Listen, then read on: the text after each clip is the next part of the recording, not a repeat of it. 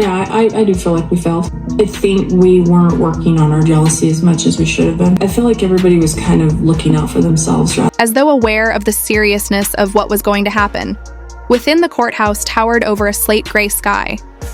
Outside, the street was lined with news vans. In front of cameras, reporters whispered dramatic teases to viewers how we're anxiously following. Along at home, speculation, fan theories, and old interview clips of the Brown family were all over social media, creating a sharp contrast between the broken reality they now lived and the image they formerly projected.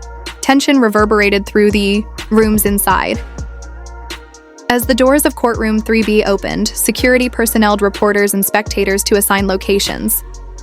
Janelle Brown sat at the plaintiff's table with her mouth gritted and her back straight. She exuded calm power while wearing a navy blazer over a white shirt. She didn't need to glance around the room. The cameras weren't her reason for being here. She needed closure. Meri Brown sat beside her, silent and unreadable. Hey, hello everybody. Welcome back to my channel. Make sure to give this video a thumbs up. Let's dive into the latest drama. Her hands were folded calmly on her lap, and her distinctive red hair was arranged in a precise fashion. But behind the surface, a storm was building, a decade of humiliation, betrayal, and broken promises was finally taking center stage. Kody Brown entered the room by himself from the other side. He lacked a confident smile and a swagger in his gait. His curls had become thinner and gray. In the last 2 years, his face appeared to have aged 10 years. He was that. Dressed in a subdued suit and wassa, little disheveled as if he hadn't quite accepted that this day would finally arrive, Robin Brown slipped in behind him and sat in the gallery. Her lips pursed, her eyes darting between the three ex-wives, her usual composure broken. The court convened. Judge Loretta Thompson, who is renowned for her stern demeanor and intense gaze, sat down. The ensuing hush was oppressive. The issues of property ownership, contractual responsibility, and fair compensation between Mr. Kody Brown and Mrs. Janelle Brown and Mrs. Meri Brown are at the heart of this hearing. She said all parties shared financial duties for several joint homes and properties, even though they were no longer legally connected by marriage. Today, we are here to decide who is responsible. For what Janelle's testimony opened the trial, although forceful, her voice was never accurate. In her timeline, she explained to the court how she had relocated from Wyoming to Vegas to Arizona for Kody, how she had invested thousands of dollars in properties she didn't legally own, and how her name had been neatly omitted from deeds on the grounds that it was easier this way. In the name of family, she had given up security, retirement savings, and even a feeling of permanence. She underlined that the family no longer saw her as an equal. She stated in a calm but pained voice, "I never signed up to be expendable. I joined in order to construct something, a life, a legacy. Rather, I was gradually eliminated." Meri came next with a tale that was similar in sadness, but had a different tone. She talked about her early years as the first wife, assisting Kody in establishing a foundation and having total faith in him. She acknowledged her errors, including the notorious affair scandal that almost destroyed everything years ago. However, that could not excuse her subsequent gradual seclusion, how assurances regarding her share of the family's land had disappeared, how thievery family she helped form had portrayed her as the outsider. Kody said to me, "You'll always have a place in this family." When we purchased that land in Coyote Pass. Months later, however, my name was no longer on the records. I'd lost my stake. I was given the status of a footnote. There was a rustle in the audience when Meri stepped down. Several reporters typed frantically. Robin's fingers were clasped in her lap as she gazed down. Then everyone looked at Kody. He struggled to take the stand. The self-assurance that had inspired 16 individuals to pursue his ambition was vanished. Before he started, his voice broke. He said, "I don't know when I lost control of everything. Perhaps it began when I began to believe what I saw in myself by making the difficult choices. I believed I was keeping the family together. But now I realize I was driving them apart." He made an effort to defend his behavior, citing the intricate financial arrangements, the shifting obstacles for taxation, and his emotional exhaustion from years of juggling several marriages. He insisted on saying he didn't mean to hurt anyone, however, each time he attempted to defend himself, his words came out flat. He admitted, "I relied on Robin more than I ought to have. She supported me in ways that the others did not, but that doesn't mean it should have devalued Meri or Janelle. in an attempt to keep things under control. Led the relationships to deteriorate. His statements were followed by quiet that said 1,000 words. After a short break, Judge Thompson returned with her ruling. It is evident from examining the financial documents, text exchanges, and property records that Mrs. Meri Brown and Mrs. Janelle Brown have substantial moral and legal claims to the properties under dispute. Additionally, Mr. Brown's poor handling of affairs and lack of open communication reveal a pattern of covert manipulation unworthy of someone acting in good faith. Then she struck the gavel. The transfer of complete ownership of the contested Flagstaff property to Janelle Brown is hereby mandated. Meri Brown will receive a complete deed to the adjacent land tract. Mr. Brown will no longer be able to claim either property. By the end of the week, the documents must be signed and filed. Shocks shutters for cameras. There was a faint rumble of vindication throughout the gallery. Reporters gathered outside the courtroom as Janelle and Meri left, strolling hand in hand with their heads held high. One wife was already legitimized. Meri was legitimized, so what's the difference? Well, I think Their victory, their posture, their eyes, and their unwavering silence all demonstrated their indisputable strength. Kody trailed after his shoulders slumped, and a few steps slower, Robin walked over to him but said nothing. She had crimson eyes. His voice was low and nearly inaudible as he caught up to the women. "I apologize," he said, "for everything, for assuming you two are taken for granted, for not remembering what we constructed. Janelle was the first toe turn, and she looked cool without being mean. Kody, you didn't forget. You simply made a different decision." Meri didn't turn around. "We are no longer upset. However, you don't have to apologize to us either." They then turned to go, not as spouses, as footnotes. No. However, as women, they ultimately pinned their own conclusion. And there is more. Kody Brown, star of Sister Wives, is labeled, but I believe he's moving into his gentleman phase after recently giving his ex-partners larger parts of the Brown family's Coyote Pass property. I've been writing about the property for months, and I agree that high-sex girlfriends Meri and Janelle Brown and Christine Brown as well paid into the family in the same way that he did. They worked or contributed as daycare providers, cooks, sweat equity contributors, or whatever. Regardless of what was stated in the deed, I believe they should have a larger portion of the land. Previously, Robin and Kody owned own little plot.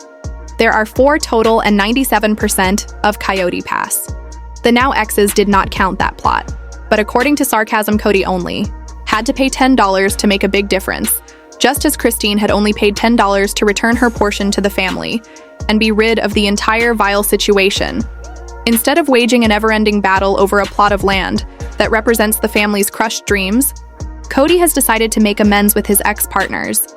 The fact that Kody has now made Meri and Janelle co-owners of the little lot is fantastic news, because Janelle, Meri, and Christine did their share to support the family by raising the children, making money and giving Kody their love and energy. It seems wise, kind, and equitable. Currently, Kody and Robin possess the remaining portion of the lot I've been talking about, with Meri and Janelle owning 25% apiece while dealing with a significant loss. Janelle focuses on her loved ones, on Instagram displaying a great deal of heart and spirit. Garrison Brown, her son, with Kody passed away. Perhaps Kody truly wants the family to heal. As he stated, naturally Kody might be afraid of Meri and Janelle becoming lawyers, as they've vowed to do, but perhaps the reality is more straightforward. Maybe Kody has thought about how much his ex-partners donated to the Brown family. He is aware of Janelle's financial difficulties. The money from a possible sale of Coyote Pass could be useful to her. It would be a blessing if Kody and Janelle could reach a consensus on this piece of land and find peace. Meri seemed to receive the least amount of love in the family and was frequently taken advantage of. Robin was and still is the object of Kody's intense adoration.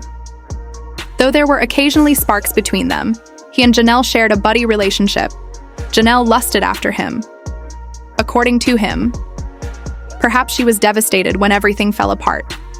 Kody might come to understand that these ladies are decent, not bad.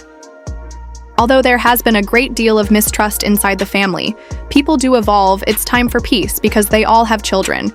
Genuine peace, not just platitudes. I think there's a lot of hope for the Brown family when I see Kody Brown from Sister Women demonstrating this kind of care for the women that left him because he is so in love with Robin.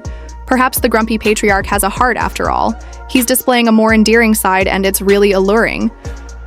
I'm proud of Kody for following my moral convictions. Sister Wife star Kody Brown leads an opulent lifestyle, and his prior charitable contributions reveal his values. In 1990, at a young age, Qued married Brown, his first wife, before bringing up the subject of polygamy. Kody and her had been married in a monogamous relationship. For a year, Kody married Janelle Brown, his second wife, in 1993. They were able to satisfy their need for a poly connection through their spiritual union, even if their marriage was not officially recognized. Christine Brown, Kody's third wife, was spiritually wed in 1994. Kody didn't have a very tumultuous first few years with Meri, Christine, and Janelle, but after he married Robin Brown, his fourth wife, and developed an obsession with her, things changed. Kody started ignoring his other families, putting Robin's happiness first, and just spending time with her in order to formally wed Robin. He eventually even divorced his first wife. Meri married Janelle, and Christine became tired of Kody's behavior between 2021 and 2023. In order to concentrate on their own lives and prospects, they made the decision to leave him with Robin and relocate away from their previous residence. He became well known in 2023 for openly supporting Republican political candidates in spite of his financial difficulties. I can't fully move on. Janelle, I'm so mad. I'm gonna have to get some lawyers involved. According to reports, Kody, who is currently involved in a legal dispute with Meri and Janelle regarding the sale of the Coyote Pass property, contributed close to $6,500 to the Republican presidential candidates because it was the party that shared his views. Kody spent $6,473 over 3 years to demonstrate his support. According to a Federal Election Commission report, additional information shows how Kody has backed his preferred party for the past 5 years. He gave Trump and his Make America Great Again committee a total of $500. In 2020, he gave the U.S. Concealed Carry Association for Saving Lives even more money. In 2022, Kody donated $25 to winner the American Republican Party's fundraising website. Later that year, in 2023, he contributed $5,251 to VC Ramaswamy's campaign. The question of why Kody couldn't have utilized any of his money to assist his past wives is raised by the fact that he spent a sizable portion of it on his political ideals. As a Republican, Kody holds many of the same views as his preferred party, is a fervent advocate for gun ownership and all things pertaining to private weaponry. The Brown family's patriarch has frequently said publicly that he liked weapons and has actively talked and promoted gun ownership. Kody donated multiple times. The U.S. Concealed Carry Association for Saving Lives between July 2022 and September 2022. This group is renowned for encouraging gun ownership in the United States by offering services such as insurance training and education. Kody's passion for firearms is further shown by his past. He had previously turned his love of firearms into a career by dedicating time to selling them at trade exhibitions. Naturally, a lot of Sister Wives fans disapprove of Kody's gun-loving tendencies. Additionally, they believe that he erred by spending so much money on the gun trade rather than pursuing a venture that would have provided all of his wives with financial security. Some argue that Kody ought to have selected a different line of work and revenue. It's simple to see why some people could think that Kody is purposefully flaunting his wealth by giving the Republican Party sizable gifts. He has been leading an extravagant lifestyle since he broke up with Meri, Janelle, and Christine, which has raised questions about if he is showing off his fortune to make them feel unhappy. Kody has reportedly spent money in a variety of ways. Over the years, viewers have questioned whether Kody and Robin, his lone surviving companion, have a tendency to overspend because they have been spotted wearing pricey accessories in the past. While Kody stayed in Arizona and thrived with his amassed fortune, Janelle had to start again, create new enterprises, and start a new life in North Carolina.